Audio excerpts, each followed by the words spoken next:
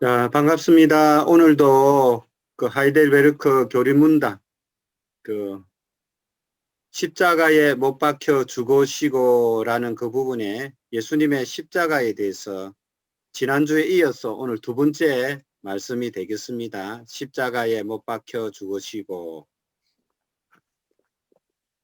좀 잘 알다시피 사도신경, 우리 예배 시간마다 외우는 이 사도신경은 믿습니다라는 단어가 세 군데 나와요. 제가 믿습니다. 성부 하나님을 믿습니다.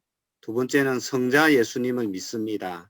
세 번째는 성령 하나님을 믿습니다. 해서 그 믿습니다. 우리의 믿음의 내용이 무엇인가를 가장 압축해서 정리한 것이 사도신경이고, 그 사도신경이 우리의 믿음의 고백이거든요. 그래서 우리가 믿음의 고백대로 우리가 살아야 하고, 또 그렇게 살아내야지 우리가 믿음 생활을 하는 거거든요. 사도신경은 따로 우리가 뭔가가 주스를 외우듯이 외우고 잊어버리는 게 아니라 이것을 늘 가슴에 새기고 우리가 그 말씀을 묵상하고, 그리고 그 말씀이 주는 유익을 누려야 돼요. 쉽게 말해서 전능하신 아버지 하나님, 천지의 창조주를 믿습니다 할 때는 하나님이 그런 하나님을 우리가 믿는 거잖아요. 그래서 요즘 벚꽃 피어나는 거 누가 하신 거예요? 하나님이 하시는 거잖아요. 바람 부는 거 아멘. 누가 하고 계시는 거예요? 하나님 하고 계시는 거죠. 비 오는 아멘. 거는요. 예, 비 오는 것도 하나님 하는 거잖아요. 그래서 우리는 그런 모든 이런 하나님의 창조와 섭리 가운데 하나님의 살아계심을 우리가 느끼고 경험하고, 하나님 믿습니다. 창조자 하나님 믿습니다. 그분이 나의 아버지입니다. 그렇게 고백하면서 믿고 감사하며 살아가는 것이 우리의 신앙의 고백이라는 거예요. 뿐만 아니라 예수님에 대해서 우리가 공부를 하고 있잖아요. 예수님의 이름이 주는 의미에 대해서 우리가 알고 고백하고 그대로 믿습니다. 그렇게 살아갑니다. 라는 고백을 누리는 거죠.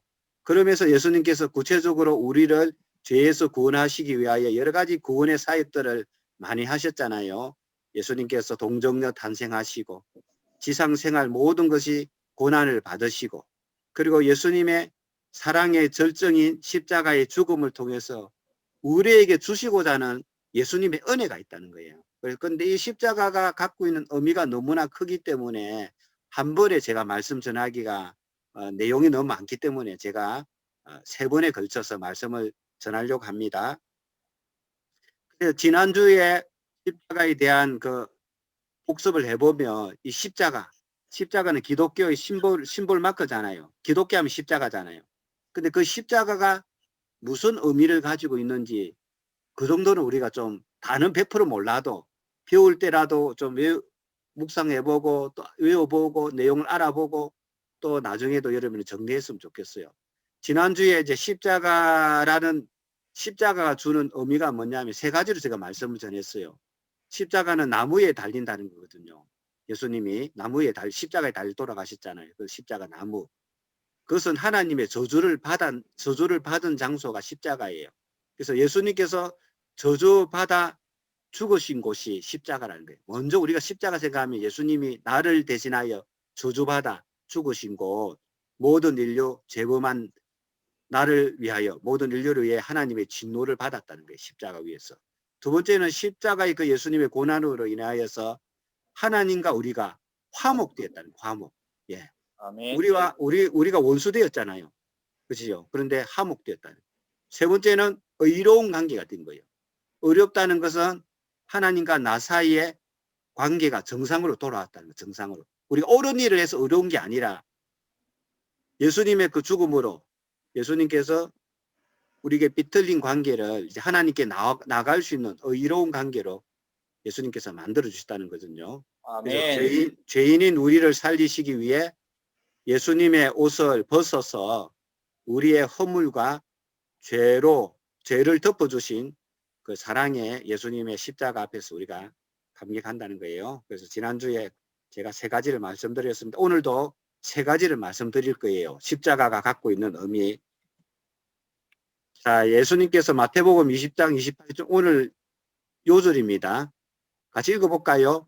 인자가 온 것은 섬김을 받으려 함이 아니라 도리어 섬기려 하고 자기 목숨을 많은 사람의 대속물로 주려 함이니라. 예. 마태복음에 보면 예수님이 오신 목적에 대해서 말씀하고 있어요. 그래서 내가 이 땅에 온 것은 섬김 받기 위해서 온 게 아니라 섬기고 많은 사람에게 대속물, 대속물이 리토론이라는 말을 쓰는데 그러니까 옛날에 노예를 살 때 노예를 삼을 때 노예의 값을 지불하는 비용을 리토론이라 대속물이라는 말을 썼어요. 그러니까 쉽게 말해서 우리가 죄의 노예가 되었는데 예수님께서 우리가 죄의 노예에서 우리를 건져주시기 위해서 예수님께서 대속물이 되어서 값을 지불해서 우리를 샀다는 거죠. 그게 십자가죠. 그래서 예수님의 목숨을 대속물로 주기 위해 이 땅에 오셨습니다. 그래서 대속물이라는 것은 노예시장에서 노예를 사서 자신 노예를 삼을 때 들어가는 비용이에요. 그러니까 우리가 죄의 종, 죄의 노예에 있을 때 하나님의 아들로 삼아주시기 위해서 예수님께 십자가에 달려 돌아가셔서 하나님께 지불해야 할 그 의의 관계, 왜냐하면 죄인은 심판받아 하나님 앞에 저주받아야 되거든요. 그 저주를 예수님께서 대신 받아주심으로 대속물이 되어주심으로 그 비용을 하나님께 지불했다는 거예요. 그래서 이제 우리가 지불받은 예수님의 대속물로 예수님 다 주셨기 때문에 우리가 이제 죄 용서 받아서 하나님 자녀가 되죠. 그래서 우리가 예수님의 십자가 사건과 무관하게 살 때는 누군가의 노예였다는 거죠. 그것이 이제 예수님께서 리토론을 가지고 오셔서 우리를 사셨기 때문에 죄의 노예에서 하나님의 자녀가 된 겁니다. 이것이 목적이 예수님 그렇다는 거예요. 그래서 우리가 누구의 종이냐 하면 에베소서 2장 2절에 보면 그때에 너희는 그 가운데 행하여 이 세상 풍조를 따르고 공중의 권세를 잡은 자를 따랐으니 곧 지금 불순종의 아들 가운데 역사하는 영이라 해서 마귀의 종을 우리가 마귀의 종이 되었죠. 공중 권세 잡은 자를 따랐죠. 전에는 예수님을 모를 때 죄 용서 받지 않을 때는 그렇다는 거예요. 요한복음 8장 33절에 보면 그들이 대답하되 우리가 아브라함의 자손이라 남의 종이 된 적이 없거늘 어찌하여 우리가 자유롭게 되리라 하느냐. 예수님께서 대답하시되 진실로 진실로 너희에게 이르노니 죄를 범하는 자마다 죄의 종이 된다. 그렇게 얘기하죠. 우리 죄를 짓잖아요. 그렇죠? 그래서 죄의 종이 되었다. 또 마귀의 종으로 우리가 살고 있었다는 거예요. 우리가 알든 모르든 우리의 영적인 위치는 그렇다는 거예요. 세상의 모든 사람도 그렇고 예수 믿기 전에는 모든 사람들이 우리가 죄의 종, 마귀의 종이라는 거예요. 그래서 리토론, 성불로 예수님께서 돈을 지불하셨기 때문에 그 지불되어야 할 그 지불이 그 값이 뭐냐면 예수님의 피예요. 예수님의 피. 피를 흘리신 예수님. 십자가에 달리신 것은 저주받았다는 뜻이고 대속물로서 그러면 지불해야 할 그 대속물의 값이 뭐냐? 예수님의 피라는 거예요.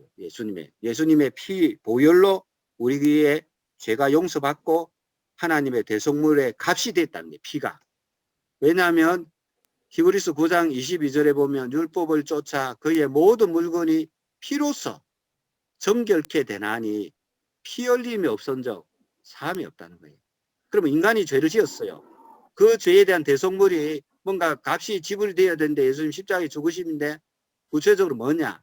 예수님께서 십자가에 달려 피를 흘려주셨다. 피를 보혈을 흘려주셨다는 그것이 리토론, 그것이 지불의 값이 되었다는 거예요.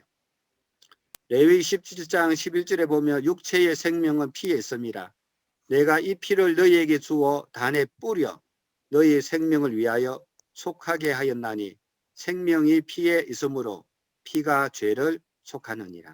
그래서 우리가 예수님의 보혈을 찬양하는 이유도 피에 생명이 있고 그 죄에 대한 우리가 처벌받아야 할 우리의 그 죄값에 대해서 예수님께서 피에 올려 예수님이 생명 주셨기 때문에 우리가 죄 용서를 받았다는 말씀이죠. 그래서 이게 이제 아프리카나 동남아 밀림 지역에 보면 전 세계 모든 곳에 행해지는 신을 달래는 제사의 대부분에는 피가 들어간다는 거예요. 아프리카나 동남아 밀림 미개한 부족들에게도 항상 이 제사에는 피가 사용되고 있다는 거예요. 왜냐하면 그들은 성경을 배웠을 리가 없거든요. 그러나 수천 년 전부터 자기 신에게 뭔가를 잘못해서 용서를 받을 때는 피를 가지고 짐승의 피를 뿌리든지 피를 뿌려 용서를 받았다는 거예요. 그것은 아마도 모든 인간들 속에 내재되어 있는 신인식에 의한 자연스러운 현상이라는 거예요. 그래서 하나님께서 대속의 방법으로서 피를 요구하고 계시는 거예요. 그래서 전 인류가 생리적인 지식으로 이것을 갖고 태어났기 때문에 하나님은 아니지만 어떤 신에게 자기 종족의 자기 개인의 죄를 용서받기 위해서는 피 뿌려서 그런 예식을 지금도 행하고 있다는 거예요. 자, 그래서 자신의 피로 자기 죄 속죄를 받게 됩니다. 그래서 구약에도 화목에 필요한 죄의 피는 누가 그 피를 뿌려야 되느냐 하면 죄인인 당사자가 피를 뿌려야 돼요. 내가 죄를 지었어요. 내가 죄 용서받기 위해서는 양을 데리다가 양에게 내 죄를 전가시키죠. 내가 1년 동안 이러이러한 죄를 지었습니다. 내 모든 죄가 이 양에게 전가되기를 원합니다. 라고 하고 난 뒤에 그 양의 목에 칼로 양을 죽이고 피를 이제 제단에 뿌리죠. 그러면 내 죄가 양에게 전가되고 양이 피 뿌리려 죽음으로 내가 죽어야 할 그 대신 양의 죽음으로 양의 피로 내가 용서받고 1년을 더 살 수 있게 되는 거죠. 구약의 제사가 그런 의식이었습니다. 근데 구약은 영원한 속죄가 되지 못했기 때문에 1년에 한 차례는 꼭 가서 자기 죄를 용서를 빌어야 됐어요. 자, 그래서 민수기 35장 33절에 보면 너희는 너희가 거주하는 땅을 더럽히지 말라. 피는 땅을 더럽히나니 피 흘림을 받은 땅은 그 피를 흘리게 한 자의 피가 아니면 속함을 받을 수 없느니라. 그래서 그 자기 피로 속죄를 받을 수 있다라는 말씀도 하고 있습니다. 그래서 그러면 어떻게 예수님의 그 피가 우리의 대속이 될 수가 있습니까? 그것은 대표성의 원리예요. 대표성의 원리. 아주 이거 성경에서 유명한 원리 중에 하나가 대표성이거든요. 아담의 그 죄가 전 인류의 모든 죄를 전가시켰죠. 죄인으로 타락시킨 대표성이 있다는 거예요. 아담의 첫 사람이기 때문에 그렇다는 거예요. 근데 예수님은 둘째 아담으로서 우리를 구원하시는 새로운 인류의 대표이기 때문에 예수님의 그 죄 용서는 모든 인류에게 영향을 끼친다는 거예요. 그래서 예수님의 피를 우리 자신의 피로 여겨주시는 거죠. 하나님이 여겨주시다. 로기조마이 해서 로마에서 아주 중요한 개념입니다. 여기라. 예수님의 피가 내 죄를 용서해 주시는 보혈의 피임을 여기라는 거죠. 여기 믿음으로 받아들여. 여기라는 것은 카운트하라는 거죠. 지불해라는 거죠. 우리가 어떤 물건을 살기 위해서는 돈을 지불하잖아요. 그러면 그 계산되고 나면 그 물건이 나의 것이 되는 것처럼 예수님의 보혈이 내 모든 죄를 용서해 주는데 그 값이 되는 것으로 카운트해서 하나님께 계산하면 된다는 거예요. 하나님께 여기라는 거예요. 그럼 하나님이 그 계산을 받아주시겠다는 거예요. 그게 대표성의 원리예요. 하나님 그렇게 하셨죠.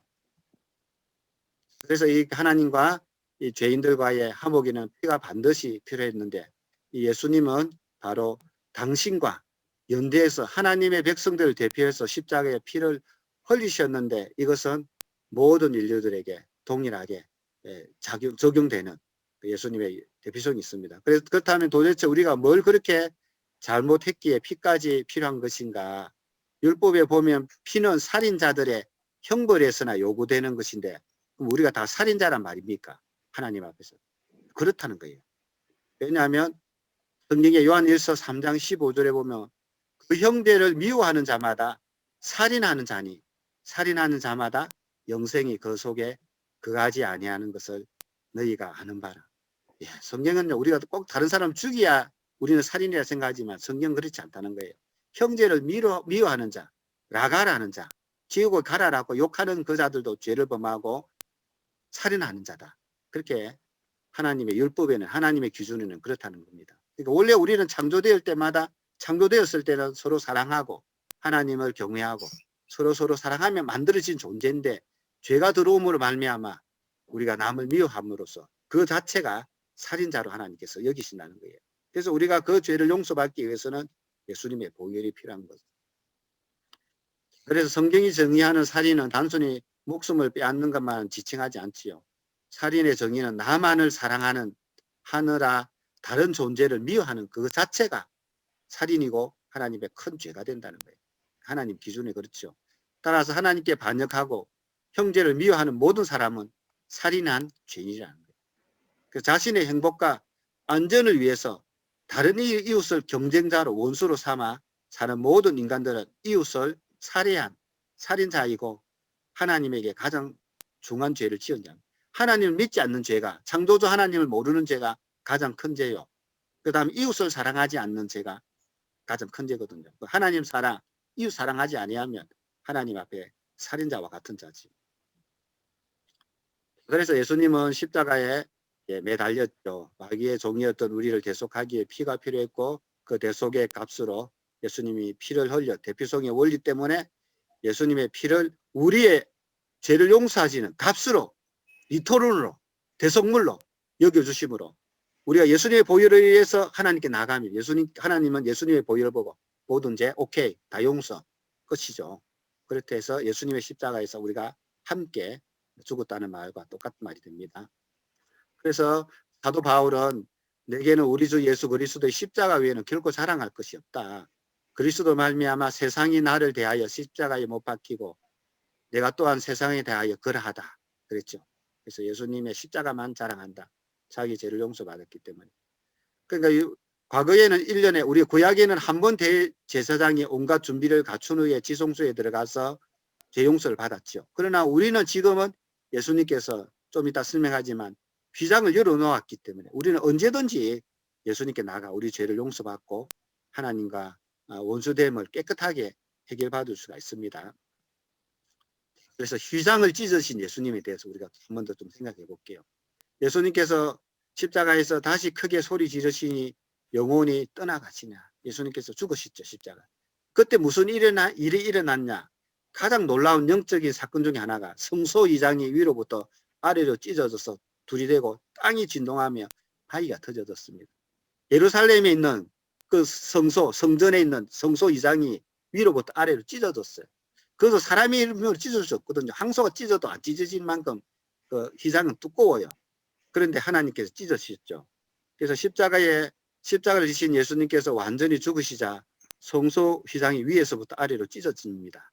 성경이 굳이 휘장이 위에서부터 아래로 찢어졌다는 것을 밝히는 것은 휘장 파괴의 주체가 하늘입니다. 하나님이 그렇게 하셨다는 것을 확인시켜 주시기 위해 성경에 보면 위에서 아래로 찢어버렸어요. 그러므로 우리가 형제들아 우리가 예수님의 피를 힘입어 성소에 들어갈 담력을 얻었다는 거예요. 구약에는 누구만 들어갈 수 있습니까? 지성소. 1년에 한 번 대제사장이 피를 담고 지성소에 같이 피를 뿌려서 1년에 지은 모든 이스라엘 백성들의 죄를 용서받았어요. 그런데 예수님께서 그 십자가에서 이토론이 되어서 대속물이 되어서 피 흘려 주셔서 모든 우리 인류의 죄값을 담당해 주심으로 휘장을 찢어버렸어요. 찢고 난 뒤에 우리는 언제든지 예수님의 보혈을 의지하여서 하나님께 나갈 수 있는 길을 열어주셨죠. 그래서 우리는 예수님의 피를 힘입어 성소에 들어갈 담력을 얻었습니다. 그 길은 우리를 위하여 휘장 가운데 열어놓으신 새로운 길이란 상길이에요. 휘장은 곧 그의 육체라는 거예요. 예수님께서 육체를 찢어버리고 십자가에서 자신의 육체를 찢으시고 피 흘려주심으로 말미암아 새로운 상길을 열어주셨다는 거예요. 예수님의 피로. 휘장이 찢어지심으로 이제 우리가 성소에 들어갈 우리는 그런 신분이 되었습니다. 하나님과 우리는 화목과 연합되었죠. 하늘과 땅이 하나로 연결되었습니다. 마귀의 종에서 죄의 종에서 완전하게 해방되어 하나님의 자녀가 되었죠. 성경은 그것이 해방되었다. 죄에서 자유롭게 되었죠. 마귀로부터. 그래서 우리는 이제 하나님의 종 또는 하나님의 자녀, 양자 삼아 주셨죠. 입양되었죠. 하나님 아들, 상속자. 그리고 난 뒤에 예수님께서 성천하셔서 나중에 예수님의 영인 성령을 보내주시거든요. 성천하시고 난 뒤에. 예수님의 영인 성령을 보내주셔서 우리와 늘 함께 하기 위해서 우리 속에 성령을 보내주어서 우리가 성령이 거하는 이제 성전이 되었어요. 옛날에는 성전이 예루살렘 성전이 있었지만 지금은 우리가 성전이 되어버렸어요. 왜냐하면 예수님이 우리 속에 들어옴으로 우리 자체가 성전이 되어버렸어요. 우리와 영원히 함께 거하시기 위한 예수님의 은혜죠. 그 부분은 나중에 다음에 설명할게요. 그래서 우리는 성령의 선이 되었다. 너희 몸은 이제 하나님께로 받은 바 되어 계신 성령의 성인인 줄 모르느냐. 너희 것이 아니라 값으로 됐으니 산 것이 되었으니 그런즉 너희 몸으로 하나님께 영광을 돌리라. 놀랍죠? 예수님께서 성전의 휘장을 찢어버리고 우리의 모든 죄값을 용서해 줘버리고 그리고 나중에는 성전하셔서 성령을 보내주었어요. 그리고 성령이 우리 속에 들어오므로 성전이 따로 있는 것이 아니라 우리가 성전이 돼버렸어요. 그리고 성전된 우리들이 모여서 하나님의 공동체인 교회를 이루게 되죠. 우리 모두는 교회, 거대한 우주적인 교회가 되어버렸어요.